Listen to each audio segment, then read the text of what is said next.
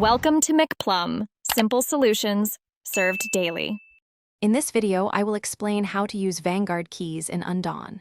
First, understand that these keys are crucial for unlocking special rewards and advancing your gameplay. You'll acquire them by completing specific missions, participating in events, or sometimes finding them as drops. Using them correctly ensures you maximize your gains and get the most out of your Undawn experience. Let's dive into the steps. Obtaining Vanguard keys is straightforward once you know where to look. Focus on your daily and weekly missions, as these consistently offer keys as completion rewards.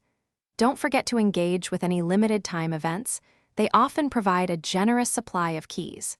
Sometimes, the in-game store might feature special bundles that include Vanguard keys, offering another acquisition method. Keep an eye out for these opportunities. Once you have your Vanguard keys, using them is simple.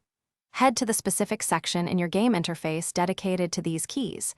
You'll see your available keys listed there. Choose the key you want to use, and the game will prompt you to confirm your selection. After confirmation, your rewards will be immediately revealed and added to your inventory. It's a quick and rewarding process.